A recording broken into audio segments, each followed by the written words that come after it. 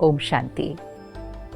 दुर्गा माँ, संतोषी माँ, पार्वती माँ, काली माँ, लक्ष्मी, सरस्वती, चारों तरफ देवियों का आह्वान, जागरण, व्रत, पवित्र जीवन, माहौल ही सात्विकता का है। क्योंकि नवरात्रि शुरू हो चुके हैं आज से। हम सब मिलकर कितनी प्यार से, श्रद्धा से, भावना से शक्तियों का आह्वान कर रहे हैं, जिनको हम कहते हैं शिव शक्ति। उनका आह्वान हो रहा है। लेकिन थोड़ा सा आज कुछ क्षण लेकर इस पे चिंतन करते हैं कि हम किसका आह्वान कर रहे हैं। उन्हें हम शक्ति भी कहते हैं, उन्हें हम माँ भी कहते हैं, उनको हम अस्त्र शस्त्रों के साथ दिखाते हैं और उनके ही चरणों में हम असुर भी दिखाते हैं। ये सब चीज़ हमें कौन से ज्ञान का अर्थ सिखाने की कोशिश कर रही है।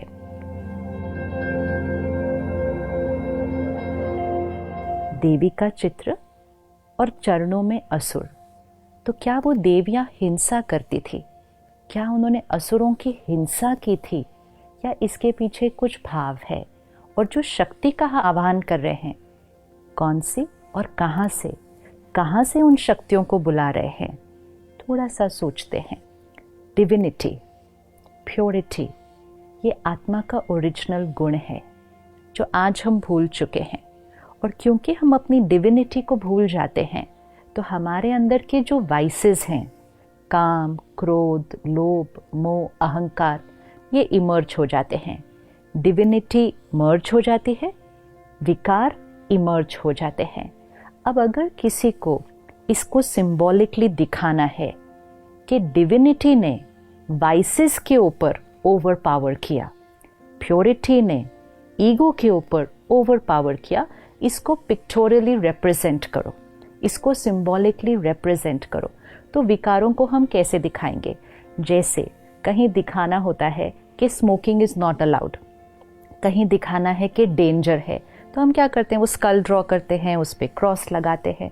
तो कोई एक्चुअल स्कल थोड़ी है, लेकिन सिंबॉलिक है कि ये डेंजर है। तो वो जो वाइसेस, वो जो असुर चरणों के नीचे दिखाए हुए हैं, वो कोई असुर नहीं है फिजिकल, वो हमारे अंदर की आसुरी वृत्ति, विच मीन्स हमारे अंदर की नेगेटिविटीज़, हमारे अंदर की रॉन्ग हैबिट्स, हमारे अंदर की वीकनेसेस, हमारे अंदर के विकार, jealousy, hatred, hurt, rejection, manipulation, control, domination, the list is long.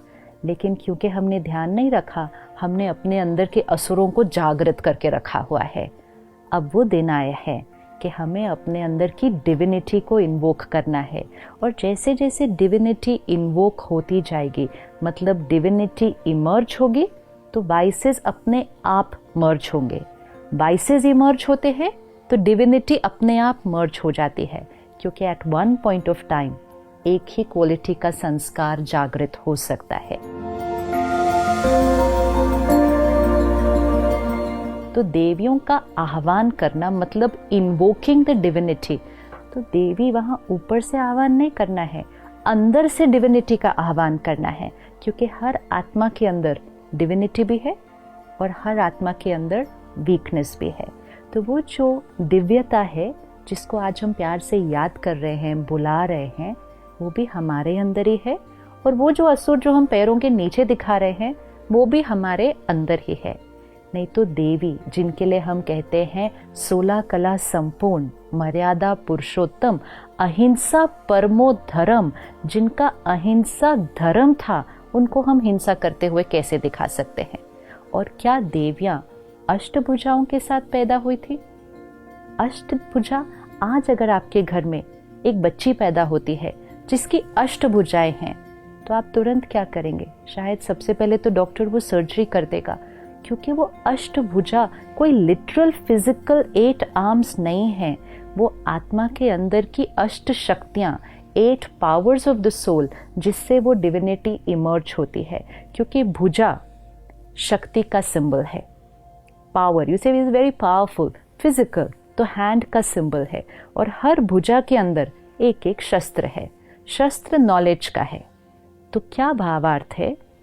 ज्ञान के शस्त्र को लें, आत्मा अपने अंदर की शक्ति को यूज करे, और जब ज्ञान के शस्त्र से आत्मा शक्ति को जीवन में यूज करेगी तो डिविनिटी इमर्ज हो जाएगी, और जब डिविनिटी इमर्ज हो जाएगी विकार मर्ज हो जाएंगे। तो अष्टभुजाधारी अर्थात अष्ट शक्तियों वाली डिवाइन आत्मा, तो आज अपने साथ पुरुषार्थ करते हैं कि मुझ आत्मा की वो जो अष्ट शक्तियां हैं, सहन करने की शक्ति, सामना करने की शक्ति, परखने की शक्ति, निर्णय लेने की शक्ति, सहयोग देने की शक्ति, बहुत सारी शक्तियां हैं। और आज हम बहुत इजीली कह देते हैं मेरे अंदर तो शक्ति ही नहीं है, मेरे से तो सहन ही नहीं होता, मैं नहीं सबके साथ एडजस्ट कर सकती, और एडजस्ट करूँ तो कितना करूँ, मैं ही सबका एडजस्ट करूँ, मैं ही ये हमने कहते कहते क्या कर दिया, अपने अंदर की शक्तियों को कम कर दिया। तो ये 9 दिन शक्तियों का आह्वान करना है। और शक्तियों का आह्वान करने के लिए हम क्या करते हैं? सबसे पहले जागरण करते हैं। अब सोचने की बात है, देवियों को याद करना है, उनकी महिमा करनी है, दिन में क्यों नहीं कर सकते हैं? रात को जाग कर क्या करने की जरूरत है? क्या दिन में करने से हम देवी की महिमा नहीं कर सकते हैं? लेकिन जागरण मतलब अज्ञान की नींद से जागरण। तो जब इस सृष्टि पर कलयुगी अंधकार है, अज्ञान, इग्नोरेंस, डार्कनेस, जब अज्ञान है तब अवेकनिंग की जरूरत है। अवेकनिंग अर्थात waking up from that night of ignorance. Awakening मतलब अज्ञान की नींद में सोए हुए हैं, उससे जागरण करो। तो रात को जागना है मतलब अज्ञान की नींद से जागना है। तो रात को जाग के डिविनिटी का आह्वान करना है। फिर हम ये 9 दिन व्रत करेंगे। अब क्या व्रत सिर्फ खाने पीने की चीज़ों का करना है? व्रत मतलब प्लेज, वाव लेना कि मुझ आत्मा ने ये करना है। लेकिन अब हम इस 9 दिनों में व्रत को थोड़ा और गहराई से लेते हैं कि सिर्फ खाने पीने का नहीं, साथ साथ व्रत लेते हैं कि हम 9 दिन गुस्सा नहीं करेंगे, हम शांत रहेंगे, हम 9 दिन पर चिंतन नहीं करेंगे, किसी के बारे में कोई गलत बात यहाँ से वहाँ फैलाएंगे नहीं, हम 9 दिन सुबह जल्दी उठकर ध्यान करेंगे, मेडिटेशन करेंगे, हम 9 दिन कोई गलत चीज़ ना खाएंगे न पिएंगे। व्रत तो बहुत सारे हैं करने के लिए, लेकिन व्रत लेना है क्योंकि व्रत करने से आत्मा की शक्ति बढ़ती है।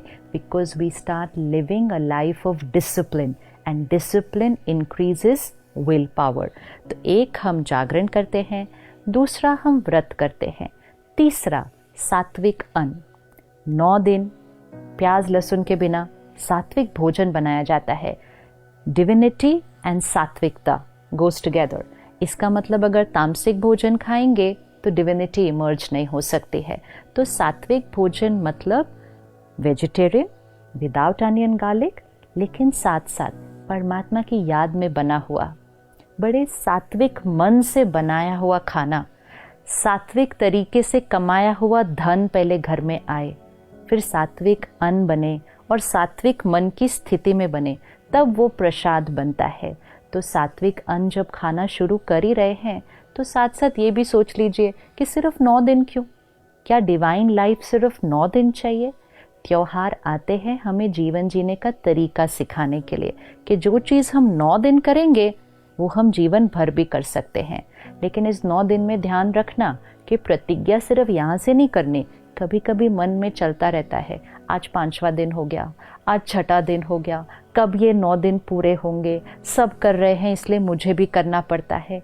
मजबूरी से नहीं, मजबूरी से आत्मा की ताकत कभी नहीं बढ़ेगी। प्रतिज्ञा से करना है कि जीवन में सात्विकता। फिर 9 दिन दिया जलाया जाता है, तो मिट्टी का दिया और वो लौ, इसका क्या सिग्निफिकेंस है कि मिट्टी का जो बॉडी शरीर का प्रतीक है और जो लौ है वो आत्मा का प्रतीक है। तो 9 दिन दिया ज़रूर चलना चाहिए। तो जब मैं आत्मा हूँ, सोल कॉन्शियसनेस, ये जब इमर्ज होगी तो वो लौ जलती रहेगी, रोशनी उसके चारों तरफ फैलेगी एंड मोस्ट इम्पोर्टेंट, हम अपने जीवन में चाहिए से दिया की तरफ शिफ्ट हो जाएंगे। दिया जलता रहे तो जीवन शुभ होता है। कौन सा दिया जलता रहे? प्यार दिया, सम्मान दिया, सहयोग दिया, सबको दिया और हमेशा दिया, ये दिया जलेगा तो जीवन शुभ रहेगा। जागरण, सात्विकता, व्रत और दिया, जब ये सब हो गया तो रिश्ते बड़े प्यारे हो जाते हैं। एक दूसरे के साथ एडजस्ट करना, सहयोग देना, ये एक नेचुरल जीवन जीने का तरीका बन जाता है।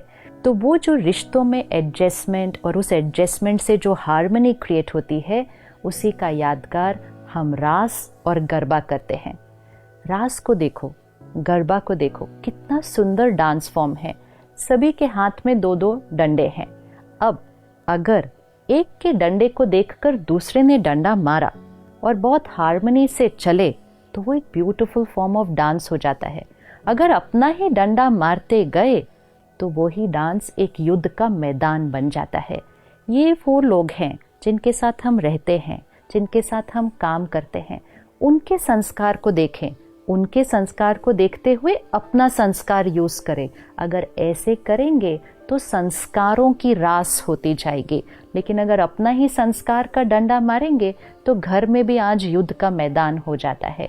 तो परमात्मा कहते हैं कि जो आत्मा जागरण करती है अपने विकारों से, व्रत लेती है जीवन में, और उसके जीवन में सात्विकता आती है और सोल कॉन्शियसनेस उसके लिए जो नेचुरल होता है, वो औरों के साथ संस्कारों की रास करती है।